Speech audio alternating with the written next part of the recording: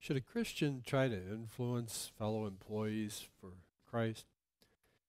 Is it appropriate for a Christian at work to speak up and say, I believe the Bible account of creation, or I believe that marriage is a sacred institution between a man and a woman? Should an employee ever put a Bible on their desk or invite a coworker to church? Or should a Christian just keep their beliefs to themselves? These are questions that we all ask ourselves. Is our faith private? Just a matter of church only? Or does it impact our relationships at work, in a family, and in a community? Most non-Christians would advise us, keep your faith to yourself. Don't try to impose your beliefs on others. Keep religion out of the public arena. But to all that, Jesus would say, no. Look what Jesus said about Christians in their relationship to the world in the Sermon on the Mount. Matthew 5:13, you are the salt of the earth. But if the salt loses its saltiness, how can it be made salty again? It is no longer good for anything except to be thrown out and trampled by men. Salt has a number of uses. It adds taste to food, melts ice, creates thirst. In the first century, it was used as a preservative. Jesus' audience didn't have refrigerators, so they caught a fish, they butchered an animal, they packed it in salt to preserve it. You can still buy country ham, salt cured, good stuff. When Jesus said, you are the salt of the earth, he was assuming that decay is inevitable in this fallen world. Left alone, culture will always deteriorate. Without Christ, evil people go from bad to worse. What Jesus is saying here is that our job as Christians is to preserve truth, preserve godly values in this ever more corrupt society. Permeate the world, help maintain a wholesome culture. Jesus said if the salt loses its saltiness, it's not good for anything except to be thrown out and used like sand on a path. Technically, sodium chloride cannot lose its saltiness, but salt they got from the Dead Sea was so polluted with other minerals that it sometimes did lose its preserving ability. Sometimes we as Christians get so polluted by sin, by the philosophies of this world, that we lose our preserving ability. Jesus is saying, if there's nothing distinctive about you and you don't preserve God's truth in the world, you've lost your value. There's a popular book on evangelism called Out of the Salt Shaker. And the premise is that Christians are not to be satisfied remaining comfortably in the church building, associated with each other. They have no value to the world that way. Salt works quietly in an unnoticed way, but it serves its primary purpose when it gets out of the container. I had my car in the shop and had to wait for the mechanic to finish, and they had the waiting room just filled with racks of reading material. All of it was about Jesus and the church. Now there's the repairman who has found a way to be salt in the auto business. If you're in the media, public service, sales, you are the salt of the world. That doesn't mean that you get argumentative. You do it in an attractive way that adds flavor and creates a thirst for God. Jesus here's another example of how we influence society. Matthew 10:14. You are the light of the world. A city on a hill cannot be hidden. Light illuminates potentially dangerous places and makes them safe. Christians are to be the light of the world. We are the spotlights showing people the way to salvation. Isaiah 49:6, I will also make you a light for the Gentiles, that you may bring my salvation to the ends of the earth.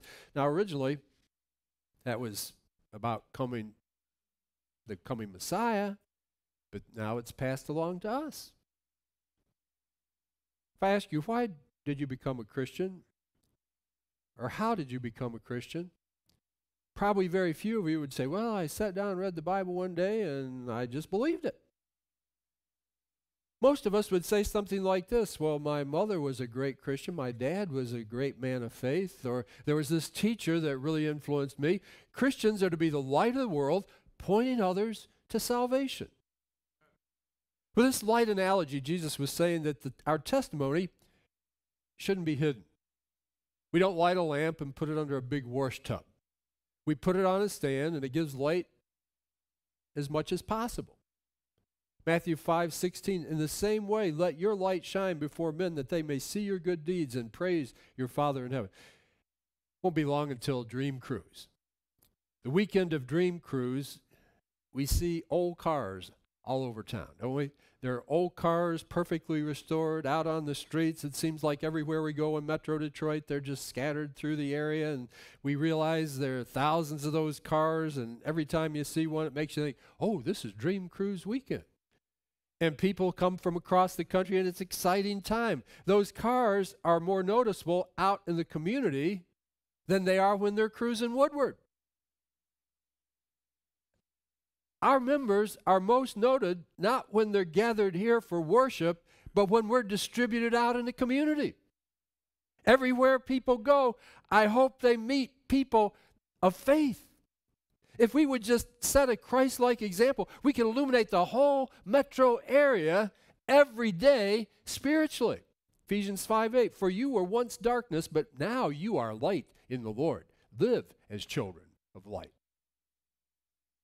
Now, some people take this example to the extreme, and they conclude, well, I guess I don't have to say anything about Jesus. I'll just let my light shine, and I'll win them over by my good example. Well, a good example comes first.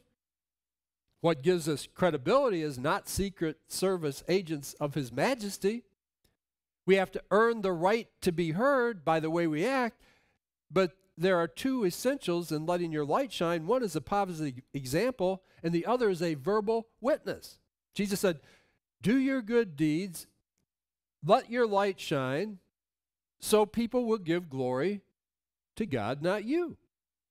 For example, let's say there's this very godly nurse who is very patient and kind to her patients.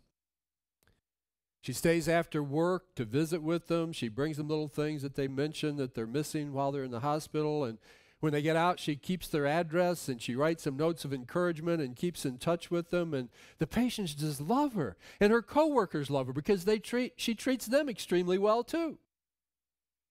But if she never says anything about being a Christian, what's everyone going to do? They're going to walk away saying, that is the greatest nurse that I have ever met. She is fantastic. And they give her credit, not God. Jesus said, if you give a cup of cold water, you will not lose your reward. Is that what He said? Not exactly. He said, if you give a cup of water in my name because you belong to Christ, then you will not lose your reward. The name of Christ has to be brought into the situation. That means that somewhere that nurse needs to say, you know why I'm patient and kind is because the Lord has been patient and kind to me. I'm just passing it along. How can we be salt and light more effective? In other words, how can we be good agents on His Majesty's not secret service? Well, in the Sermon on the Mount, Jesus gave us the Beatitudes, and the first four deal with our relationship with God. The next four focus on our relationships with other people, and they suggest practical ways that we can set a good example. So here is how you can be tactfully pointing people to Jesus. Matthew 5:7-10. First, in verse 7, we read, blessed are the merciful, for they shall be shown mercy. One of the best ways to influence the world for Jesus is to show mercy to people who are hurting.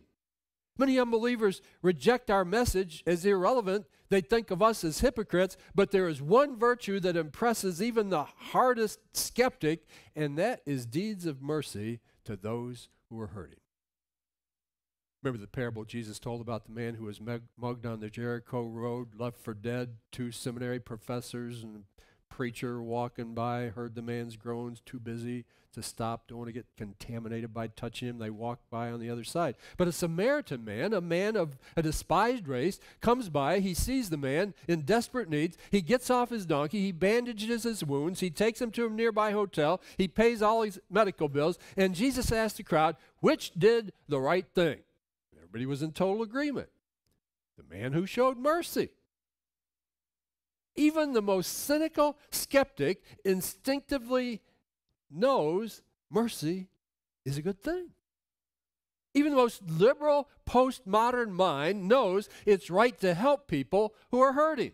You know, Detroit is not exactly the buckle of the Bible Belt, but the generosity of this city is amazing. I mean, from the Salvation Army bed and bread drive to the Catholic charities to individuals facing high unexpected medical bills, people who don't profess any belief in God at all just gladly open their wallets and generously give, adding up to astonishing sums. Somebody has their car stolen. They can't get their kids to school. Next thing you know, you're seeing on TV, an auto dealership is giving them a dependable car. Instinctively, people just know it's good to show mercy to the hurting. So one way we influence the world is by consistently treating people with the love and the compassion of Christ.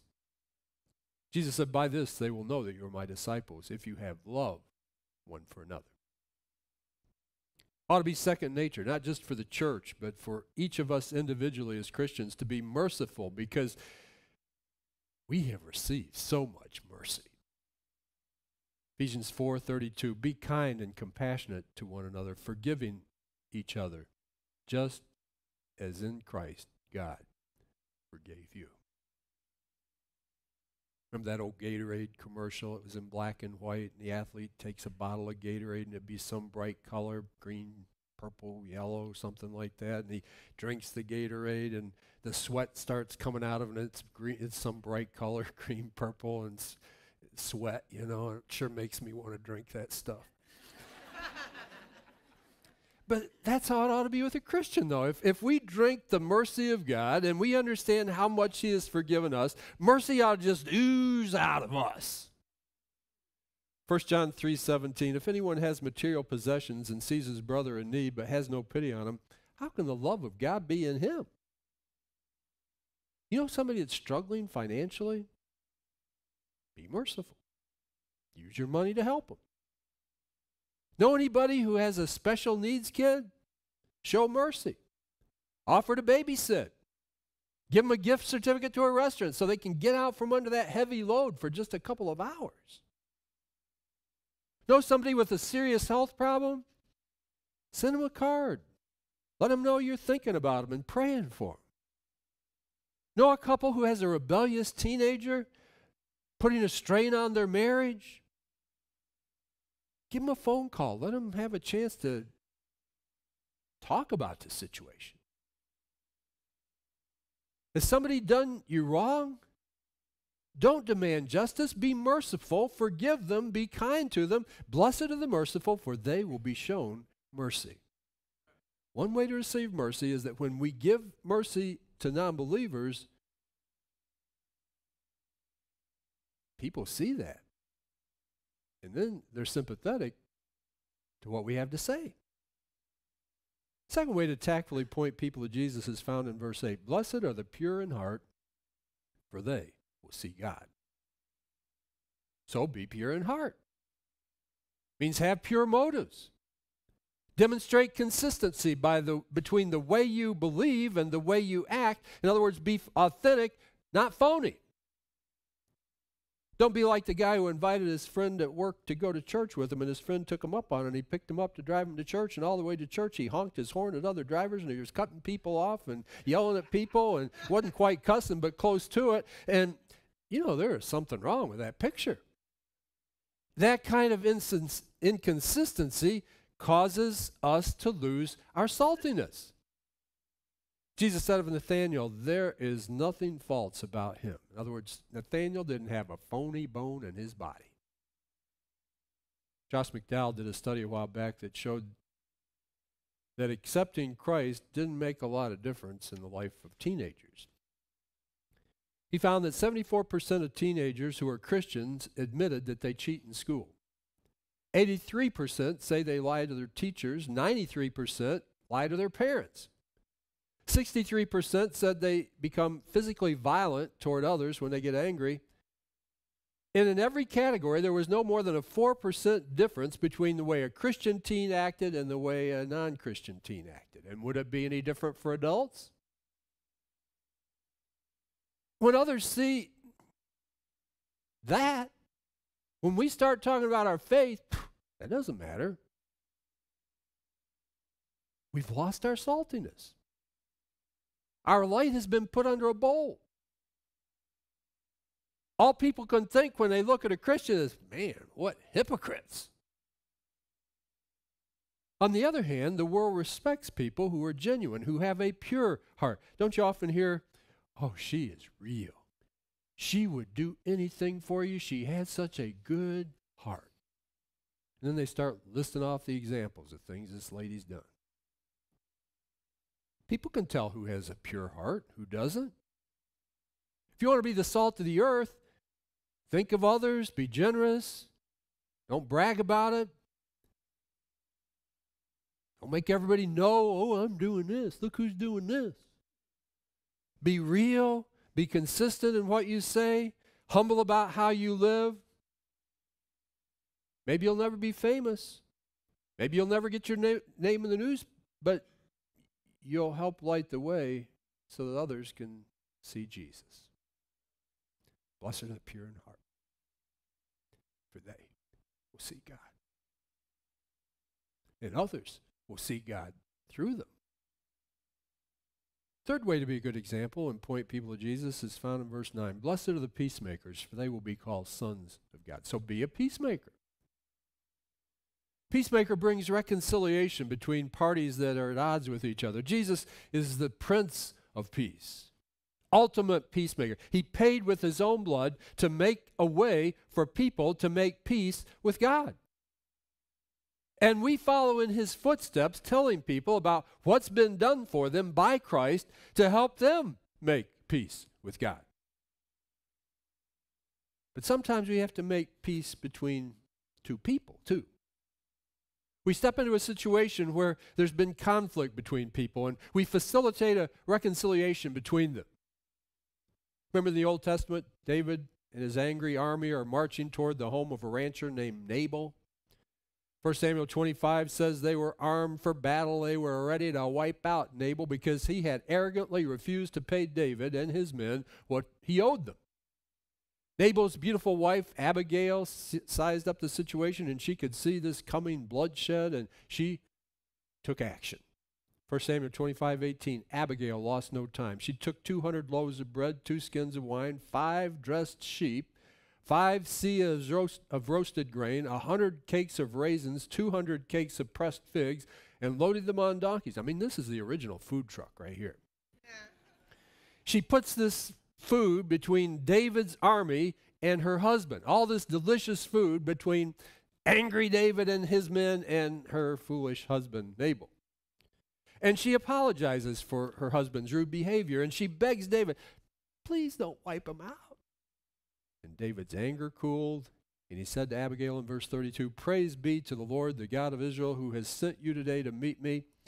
May you be blessed for your good judgment and for keeping me from bloodshed this day. Abigail was a peacemaker. She was perceptive, sacrificed her pride, worked hard, generously provided all that good food, spoke very kindly and graciously, and David was so impressed with her that when her husband died a little while later, he married Abigail. I mean, a beautiful woman, she cooks, what's not to marry? Sometimes we make peace by avoiding potential conflict between us and somebody else. Somebody insults us, they cheat us, they mistreat our child. And our first instinct is, get even. But peacemakers absorb the pain, sacrifice self, maintain a positive relationship. Many in this room right now are peacemakers, and nobody knows about you. Your marriage has lasted. It's been happy because you're a peacemaker. Your relationship with your children is good because you've swallowed the slights, you've swallowed the insults for years. You have wisely decided it's not worth the battle. Even your mate doesn't realize it, but you are in a loving relationship today because you are a peacemaker. You aren't a wimp. You're just a smart peacemaker. God knows what you've done. Eventually, people see it too. You ever hear somebody say, she is a saint to live with him for 30 years? He can do whatever he wants to. He's got an express ticket to heaven living with her for 40 years. People recognize peacemakers over time. Preacher was bragging to his friends about chewing out a clerk at a restaurant because she tried to short him. He said, I gave her a piece of my mind, but she wouldn't give me my money back. So I said, I want to see the manager. And the manager came, and I explained the situation, and he yelled at the waitress, and he yelled at the clerk, and he gave me my money back. And he was so proud of himself for getting his money back. And he won the battle, and he lost the war. He forfeited the right to talk to her about Jesus. He snuffed his light out. Now, being a peacemaker doesn't mean that we always let people run over us. We have to stand up for what's right. Jesus said he came to bring a sword, not peace. But wouldn't it have been better if that preacher hadn't called this lady out for her mistake? And if he did, if he'd have just said, that's all right. Your friendship to me means a lot more than a few dollars. Let's just call it even. Peacemakers know how to absorb the loss sometimes. Jesus said, blessed are the peacemakers, for they will be called sons of God. It isn't just God who calls these people his children. Other people start looking at them and saying, it seems to me that person resembles God. The fourth way we can draw people to Jesus by our good example is in verse 10. Blessed are those who are persecuted because of righteousness, for theirs is the kingdom of heaven. You can be an example by being persecuted for righteousness' sake. Sometimes we suffer persecution, but just because we're obnoxious, just because we're dishonest. Remember a televangelist claiming that he was being persecuted for his faith. The Securities and Exchange Commission was investigating him for selling illegal bonds, and he wasn't being persecuted. He was being prosecuted for breaking the law. Just justice. Jesus added this, blessed are those who are persecuted because of righteousness. Blessed are you when people insult you, persecute you falsely, and say all kinds of evil against you because of me. Rejoice and be glad, because great is your reward in heaven, for in the same way they persecuted the prophets who were before you. Sometimes when you are merciful, you're pure, you're a peacemaker, your standards tend to incriminate others and they go on the attack. Think about it. Jesus was perfect and they crucified him. If we follow him, don't you think we might expect some persecution? Sometimes when we try to be salt and light, we become the victim of intense opposition. And Jesus said, when that happens, don't holler foul and threaten to sue. Just rejoice and be glad for 3 reasons. 1, you're in good company when that happens. That's how they treated the prophets. That's how they treated me. 2, our reward in heaven will be greater because God has big things in store for these people who are persecuted for his sake. And 3, when the world sees us respond with joy instead of anger, it draws them to Jesus. Remember when Paul and Silas were beaten, they were thrown in prison? They didn't attack the jailer. They didn't cry because of unfair abuse. They prayed, they sang songs of praise to God from a dungeon. Well, the jailer had never heard anything like that coming out of that pit. At midnight, there was an earthquake, and it opened the doors and broke the shackles, and the jailer was about to commit suicide because he figured they were going to kill him anyway because he had let his prisoners escape. But Paul stopped and he said, "Don't harm yourself. We're all here." And the jailer counted the prisoners, and he fell at the feet of Paul and Silas and asked, "What must I do to be saved?" Why was he so receptive to the gospel? Why was he willing that same night to be baptized? Because Paul and Silas, under intense persecution, worshiped and praised God rather than whining, griping. So let's make an effort not to get defensive or sarcastic when we are ridiculed or mistreated. If you aren't invited to that party because you aren't a fun party animal, don't mope around the house because you're unpopular. Rejoice and be glad. If you're criticized for being ignored, rejoice and be glad. When you take a stand for biblical truth, don't get angry and fire back. Rejoice and be glad. If you lose a bid because your estimates are honest and you don't play those deceptive games that your competitors playing, don't moan about it. Talk about how they're such crooks. Rejoice and be glad. If you're single, largely because you have maintained high moral standards while others have been loose with their morals and are now married, don't be resentful and bitter. God knows what you're going through. Rejoice and be glad. You know, there's a place where we need to watch our example more than at school, more than at work, more than at leisure, at home. Parents, you are the salt of the earth to your children. Big brothers and sisters, you are the light of the world to the siblings that look up to you. And it's extremely important that we influence future generations by our consistent example at home. And that is the hardest place of all to maintain a good example.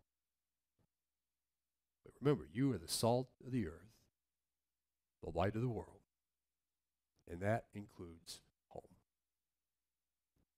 Peter sums this up very well. You are a chosen people, a royal priesthood, a holy nation, a people belonging to God, that you may declare the praises of him who called you out of darkness into his wonderful light. God calling you into the light today, he's willing to give you the power you need through the Holy Spirit to be a great example, to be a royal priest. If you want to come to the light and be cleansed by him, we invite you to come forward as we stand and sing. And if you're already a Christian, we invite you to come and join us in telling the world about Jesus before he comes back, and it's forever too late. Why don't you come as we stand and sing?